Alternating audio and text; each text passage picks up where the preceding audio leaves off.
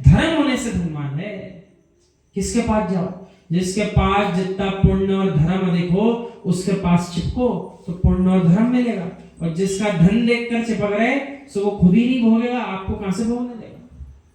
इसलिए धन देखकर मत जाओ। नहीं तो मित्र ऐसा होता है कि देखता है पान खाने को पैसे नहीं बचे, फोन भी नहीं उठाएगा। भाई समलकर जी ना सुबह में यहाँ से जा रहा था मंडप में, तो रास्ते में एक भैया गन्ने का रस निकाल रहा था। उसको देखना चाहिए आपको, जब तक रस था पकड़ पकड़ के अंदर डाल रहा था और चरखी चला रहा था। रस निकल गया तो उसने फेंक दिया। संसार भी ऐसा ही है, जब तक रस तुम्हारे पास है दुनिया तुम्हारे साथ है, और रस निकल गया तो फेंक दिए जाओगे, कोई तेरे पास नहीं है। अभी भी यकीन नहीं हो तो करके देख लो, कह देना सब खत्म हो गया, अब रखो मैं अपने पास, कोई नहीं रखेगा। और जब तक धन है सब बुलाएंगे, आ जाओ भैया, किसी ना किसी दिन तो खिलाएगा पिलाएगा। सुबह आज नमक की पीसने के लिए बड़े बड़े जो पात्र आते हैं ना, वो पीसने दे दिया आज हमको। बहुत देर मेहनत करी हमने भी, लेकिन उसको पीसते कूटते ही विचार कर रहे थे ऐसे ही अपनी आत्मा भी कैसे कुट रही है कब से। और कौन कूट रहा है? जैसे अपन नमक कूट रहे ऐसे ही अपन अपनी आत्मा को कूट रहे। सो यहाँ नमक का कूटना बंद हो जाए, इसके लिए चाहिए कि अपनी आत्मा का कूटना बंद कर लो, और नहीं तो कूटते कूटते ही सारी पर्याय ऐसी ये भी पर्याय निकल जाएगी। इतना ही नहीं किया, जो छिलके बाहर गिर गए थे थोड़ी दूर जाकर उसमें आग भी लगा दी, यानी मात्र फेंका ही नहीं, फेंकने के बाद जला भी डाला। बच नहीं जाए, दोबारा दिख नहीं जाए, काम का क्या है। तो रस निकाल के फेंका ही नहीं, फेंक करके जाए इकट्ठा किया और काड़ी दिखा दी, सो आग और लगा दी, यानी नामो निशान समाप्त कर दिया। ये दुनिया भी ऐसी है, जब आपके पास कुछ ना बचेगा उनके लिए तो आपको फूटी आंख नहीं सोएंगे, तहस नहस कर देंगे, नाश कर देंगे। और तो और जैसी मृत्यु होगी शरीर को भी आग लगा देंगे, किसी को नहीं छोड़ते। ये संसारी बहुत खतरनाक हैं, एक दिन में भी नहीं रखते, एक दिन के पहले ही छोड़ देते ऐसा। यकीन नहीं हो तो हमसे ज्यादा तो आप विदा कर चुके हो। ज्ञानी जब इस देह में प्राणों का रस है तब तक दुनिया तेरे साथ है, और प्राण निकल जाए तो देह में आग ही लगना है। यही संसार का सत्य है, कोई नहीं पूछता। पुण्य क्षीण होते ही लोग ऐसे दूर कर देते हैं जैसे गन्ने के छिलके को दूर करते हैं। पुण्य क्षीण के साथ भी यही होता है। इसलिए ज्ञानी, परिवार का राग तुम पर तब तक है जब तक तुम्हारे जीवन में कोई व्यसन नहीं है, और नारी का राग तब तक है जब तक कंगाल नहीं हो।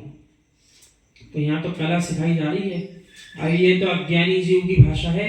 हाँ, संसार तो हमारा नहीं है, लेकिन परिवार के सारे लोग हमारे हैं। कौन हमारा है?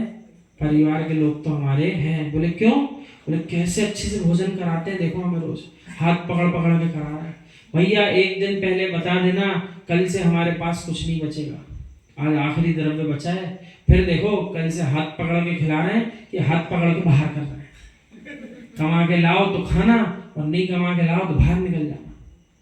इस संसार की यही रीति है। यानी परिवार का राग तब तक है जब तक व्यसन नहीं आया तुम्हारे जीवन में। नारी और मित्र का राग तब तक है जब तक तुम धनहीन नहीं हुए हो। हे ज्ञानी, ये शरीर पर राग तब तक है जब तक वृद्ध अवस्था की झुर्रियां नहीं पड़ी। यानी वृद्ध अवस्था आ जाए और जीव के बस की कुछ ना बचे। अब देखो परिवार के लोग मन में क्या क्या सोचते हैं, कब जाएंगे, कितने दिन हो गए, कब तक सेवा करेंगे, कब तक मन उठाए इनका। तो मन ही मन विचार कर रहा है, सामने दिखाने को काम कर रहा है, लेकिन मन में विचार कर रहा है कि मल ना उठाना पड़े, ये जल्दी चले जाए यहाँ से। एक दिन तो एक महिला प्रोफेसर, उनकी माताजी शांत होने वाली थी, आखिरी समय आ गया। सो हम तो दंग रह गए सुन के, खुद भी 55 वर्ष से कम की नहीं है। सो आकर के क्या कह रही मीटिंग के बीच में, बोले अब हमने हमारी माँ से कह दिया अस्पताल में कल जाके, बहुत दिन हो गए अम्मा तुमको परेशान होते होते, अब तो तुम चली जाओ भगवान के पास। हमने मन में सोचा देखो आगम में ऐसे ही नहीं लिखा है, मनुष्य जो विचारता है वही आचार्य कहते हैं, वही लिखा है आगम में। उनने तो फिर भी इतनी मायाचारी नहीं करी, मन में छुपा कर नहीं रखा, बोल तो दिया। बाकी लोग तो मन में यही सोचते हैं, बोलते भी नहीं है, साथ में मायाचारी का बंद भी करते हैं, और मन से मारने की हिंसा कर ही रहे। तो हिंसा का बंद भी चल रहा है और मायाचारी की कषाय भी चल रही है। तो कसाई जीव हुए कि नहीं हुए, पापी हुए कि नहीं हुए, हुए। वृद्ध अवस्था की झुर्रियां पड़ते ही स्वयं का शरीर स्वयं को ही पसंद नहीं आता। हर व्यक्ति चाहता है मैं सुंदर चमकूं, दर्पण के सामने भी इसलिए तो जाता है मैं सुंदर दिखूं, फोटो खिंचवाता है मैं सुंदर दिखूं। अहो काले कलूटो, फोटो क्या करेगा, जो है सो है। देखो हम किसी को नहीं कह रहे, आचार्य श्री बोल रहे हैं, हमको तो बोलना पड़ रहा है क्योंकि लिखा है ऐसा।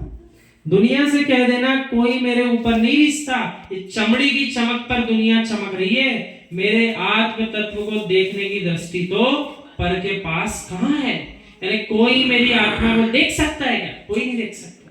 मैं स्वयं अपनी आत्मा को तो देख सकता हूं, दूसरे तो मात्र मेरे शरीर के श्रृंगार को ही देखेंगे, मात्र शरीर को देखेंगे, कोई किसी की आत्मा देख ही नहीं सकता।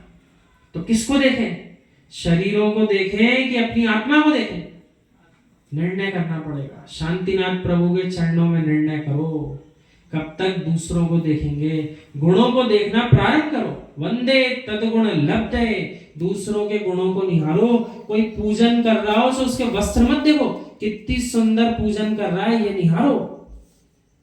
कोई वीतरागी श्रमण को आहार करा रहा हो तो उसके घर में क्या क्या रखा ये मत देखो, कितने सुंदर तरीके से आहार चर्या करा रहा, भावपूर्वक उन भावों को देखो।